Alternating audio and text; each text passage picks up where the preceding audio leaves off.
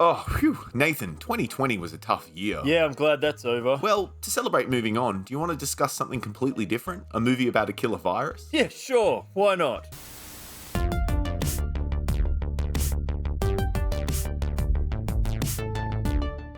Look, straight off the bat with this one, I really like the movie Antiviral. Is it perfect? No, but there's a lot to admire. How about you, Nathan? Yeah, no, I actually really enjoyed it. Just watching it again last night, I was like, oh, I remember it being kind of slow, but at no point was I bored watching that movie. Yeah, I think that's something we're going to need to mention. A lot of people are probably going to find this movie a little slow, maybe even frustrating in parts, because there's not much emphasis on character, and it's more about the ideas and world building. Well, it's a good film. Don't get me wrong, this is a really good film, but it's not a blockbuster film. No, definitely not. In many ways, it actually reminds me of growing up around video shops as a kid and borrowing horror films from the 70s and 80s. You know, those films you'd often stumble across that were aggressively and unapologetically weird, like essentially any David Cronenberg film. Don't make me wait. Please.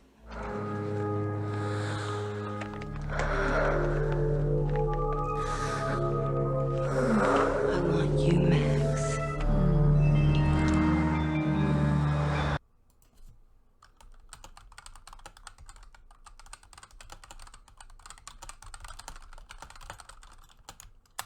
But that similarity to David Cronenberg kind of makes sense with this film. Why is that? Probably because the director of this film is his son, so there's probably a lot of influence from Dad in this film, that's for sure. Yeah, this is the debut film of Brandon Cronenberg, and even if he doesn't want to live in his father's shadow, there's definitely some similarities here. Now, I'm a huge fan of Papa Cronenberg and his brand of body horror, which is all about showing horrible transformations of the human form.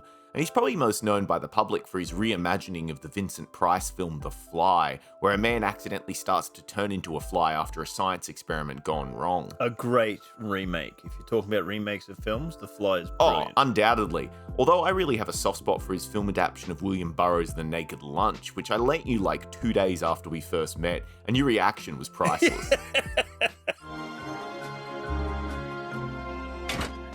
I can think of at least two things wrong with that title. Look, this film is often categorized as a horror, but I'm not sure if that's quite right. But that's not to say there aren't horrifying things in this movie. Yeah, no, if you have a phobia of needles, like, this is definitely not a film for you, because they don't hold back. They show people actually getting full needles in their arm and that. Like, usually movies zoom out and the person just, holds a prop against someone's skin. Not in this film. They're drawing blood and everything. You're like, oh. Oh God, I know. My reaction was fierce. I was almost screaming every time a needle was on screen.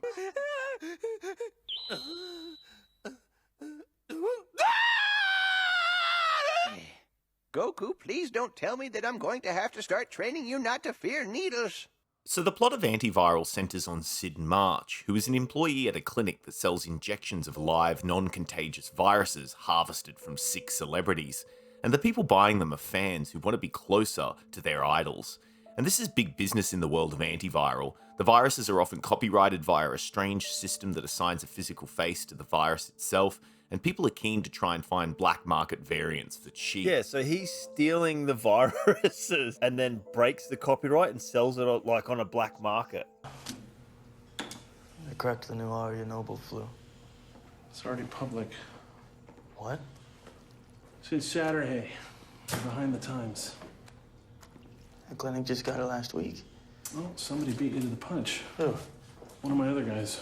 But the only way to steal the virus is to inject it into yourself. And when Sid accidentally injects himself with a super deadly virus that kills celebrity superstar Hannah Geist, he needs to uncover the mystery of how it was created. Look, in many ways, this is a straight up corporate espionage film. Yeah, but it also takes the theory of celebrity and obsession and fans and how we overhype these people and put them on such a pedestal. But it does it in such a clinical way.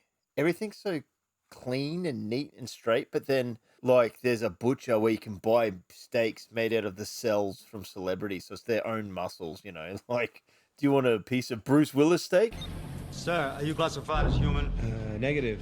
I am a meat popsicle. And in the background of that butcher is friggin' disgusting where they're growing these things in these trays. Oh yeah, totally. That's what works so beautifully about this film. It's always focusing on drawing contrasts. And you see that in the tech as well. We're in this clinical, almost perfectly curated setting, yet all the tech used for dealing with the viruses is grungy and old-fashioned. It's retrofuturist. Kids think the same way. Really naive. My clients are intelligent adults, and they find meaning in all those stories around them. They choose to come to me because they want to feel more connected. And retrofuturism is super interesting to me because it's about creating discomfort through imagery.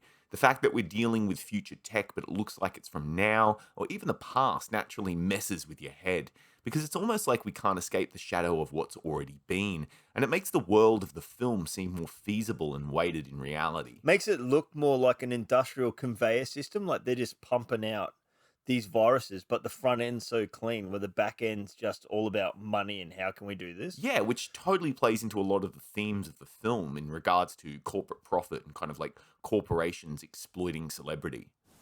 That there is a power, something in the thrall of the collective eye that can be consumed and appropriated. So Caleb Landry Jones plays our main character, Sid, and I really like the guy, but part of me feels like maybe he's a little young looking for the kind of role he's playing in this film. But he does an amazing job in this film. He is an awesome actor. Oh, totally. Look, his age is only a minor complaint. He's really good in this. Like, he's willing to go so far for this role. He'll sell his illness 100%. He's not afraid to get gross, sweaty, snotty. We beat him up quite a lot throughout the shoot. He physically transformed himself in a very, very, very radical way. Which is honestly what you need to make the world building convincing and sell the body horror of people willing to make themselves ill. Yeah, they're like, oh, long weekend coming up, just in time to inject yourself with this new virus. You're like, what? Oh man, after months and months of isolation and restrictions, it's hard to comprehend people willingly going out of their way to get sick. People in North Carolina are going to COVID-19 parties purposefully to expose themselves to the virus. I don't want to live on this planet anymore. So obviously this film has a message it's trying to deliver, kind of like the best films of George Romero, you know, the director of Dawn of the Dead, Day of the Dead, and more. Well, that's the thing. It wouldn't be too far from just getting a virus wrong, and you'd probably have something like George Romero's work happening in this world. Yeah, which is funny because I suppose the zombie is the most common virus to appear in media these days, and I would argue this film kind of plays with the expectations of the zombie virus narrative.